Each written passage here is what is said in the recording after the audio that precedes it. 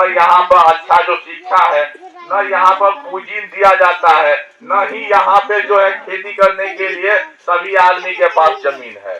सही है कि गलत है? सही है ना बात? तो प्रशांत किशोर बोलते हैं कि आपका वोट में इतना ताकत है, आपका वोट में इतना क्षमता है, इतना शक्ति है कि गरीब के बेटे जो लालू जी थे उनको 15 साल तक बिहार के गद्दी पर बैठाए हुए थे। बैठाए थे कि नहीं? जोर से बोले, बैठाए थे कि नहीं? आपके ही वोट में इतनी ताकत है जो नीतीश बाबू को 19 साल से लगातार बिहार के गद्दी पर बैठाए हुए हैं। बैठाए हैं कि नहीं? आपके ही वोट में इतनी ताकत है जो मोदी जी को भारत का गद्दी पर बैठाए हुए हैं, लेकिन आप लोग का कुछ नहीं हुआ है।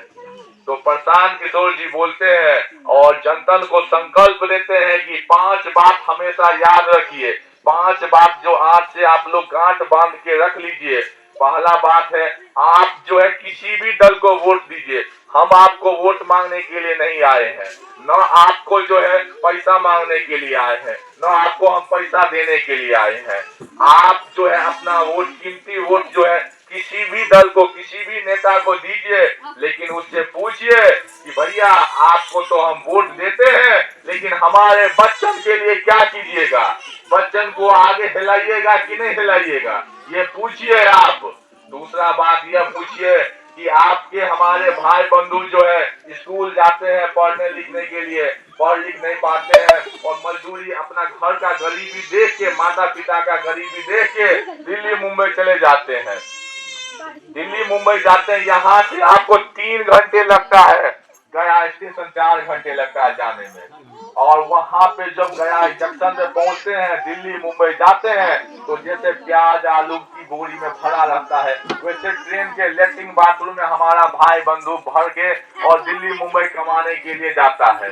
जब वहां पे जाता है तो कितना रुपया कमाता होगा? कितना रुपया कमाता है?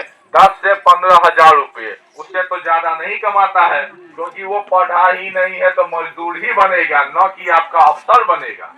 गलत बोलते हैं? जब पढ़ा ही नहीं है तो मजदूरी बनेगा, अफसर तो बनेगा नहीं।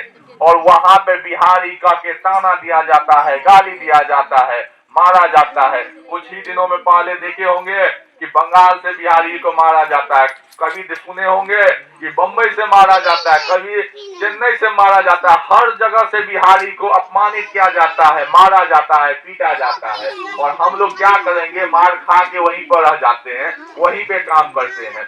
साल भर आपका बच्चा जो है छठ दीपावली में एक बार आता है और आप लोग पूरा साल माता पिता घर पे परेशान रहते हैं और आपका बच्चा वहां पे परेशान रहता है। अगर हम सही व्यक्ति को चुने रहते तो ये व्यवस्था यहाँ पर हो सकता था कि नहीं? देखिए दीदी, आपके ही गांव में आए हैं, आप लोग अच्छे से सुनिए, अब बोलिए।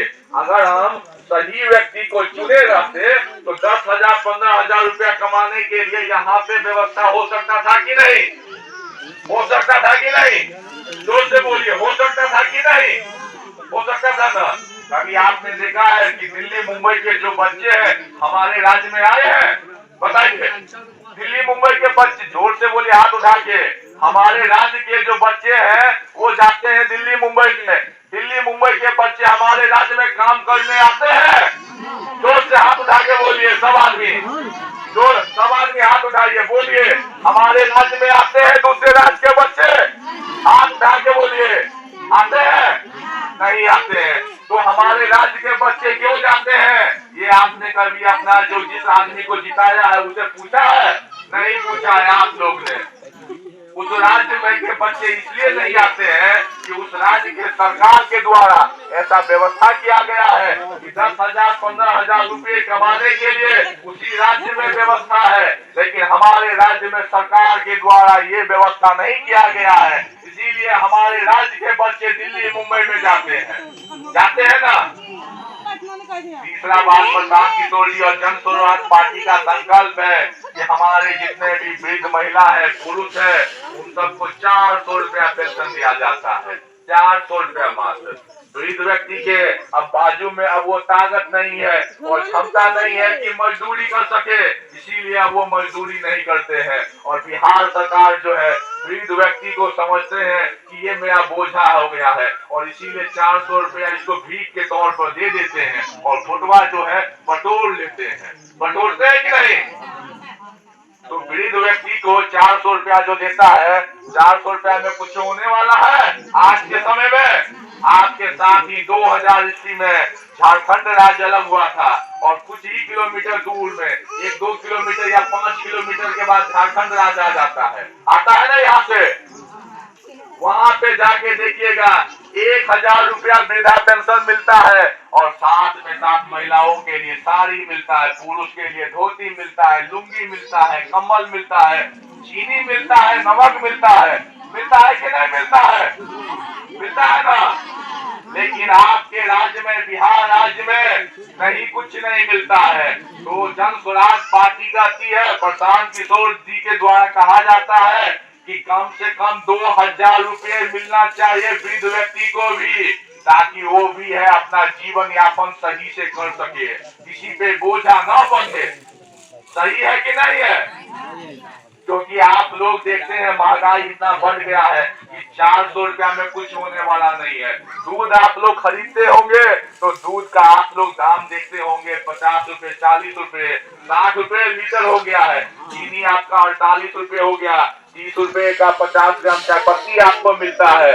आप लोग चाय भी नहीं पी सकते हैं सुबह शाम 1 महीना। तो 400 रुपया चाहिए कि 2000 चाहिए? 400 रुपया चाहिए कि 2000? 2000 वाला चाहिए ना। तो कम से कम महिलाओं को 2000 रुपये मिलेगा और 2000 रुपये जो दे उस व्यक्ति को चुनिए।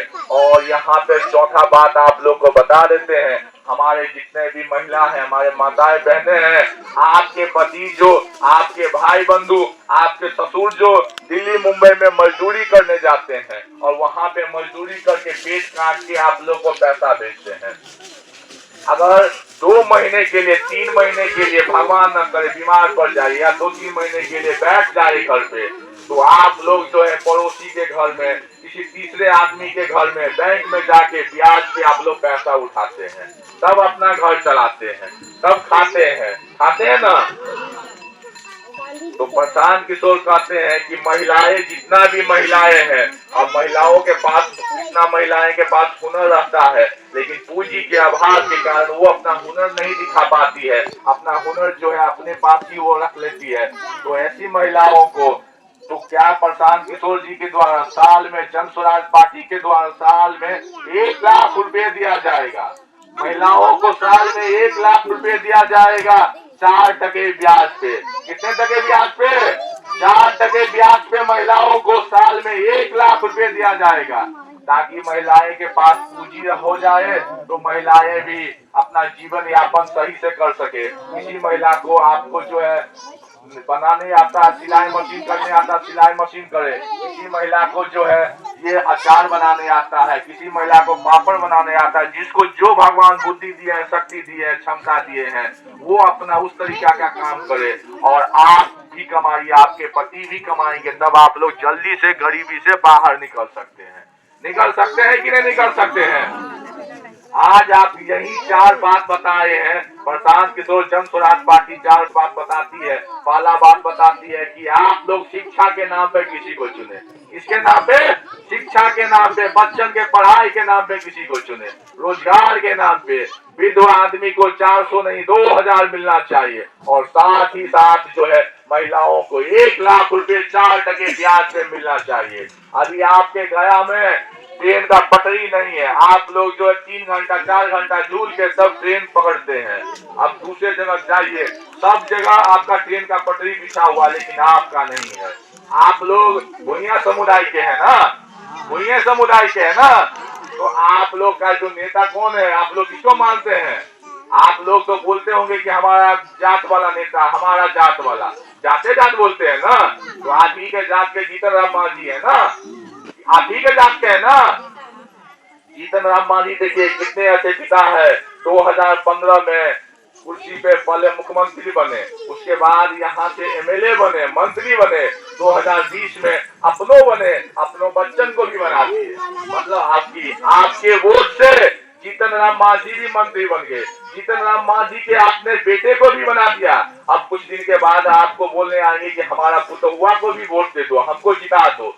अब आप लोग जो है जीतन राम मांझी को भी जिताए, उनको बेटा को भी जिताएगा, पुतहुआ को भी जिताने के लिए आप लोग को बोला जाएगा। कभी आप लोग पूछा है कि भैया आपको तो हम जिता दिए, आपको बेटवन को भी जिता दिए, हमको क्या दिए हैं? कभी आपने पूछा है? पूछिए, हमको क्या दिए, हमारे बेटों को क्या दिए हैं, वो पूछिए। वो अपनों मंत्री बन गए, अपने बेटमन को भी मंत्री बना दिए हैं। आपका भी बेटा कम से कम मंत्री तो बन जाता, या आपको कुछ रोजगार तो मिल जाता। तो आप लोग जो है जाति पे नहीं जाना है, जो आपको ज्ञान की बात बताए, जो आपको बच्चे का शिक्षा के लिए बताए, उस व्यक्ति को चुनिएगा कि जाति पे चुनिएगा? जाति पे चुनिएगा कि शिक्षा पे चुनिएगा? शिक्षा पे कौन कौन चुनिएगा? हाथ उठाइए, हाथ उठाइए। शिक्षा पे कौन कौन चुनिएगा? हाथ उठाइए सब आदमी। शिक्षा पे जिसको चुनना है अपने बच्चों के लिए, वो हाथ उठाइए, हाथ उठाइए। आप लोग शिक्षा के लिए चुनिएगा था? शिक्षा के लिए, जाति पे नहीं ना चुनिएगा? जाति पे नहीं ना चुनना है, नहीं ना? हाँ, तो यही बात बताने के लिए आए हैं। अब हमारे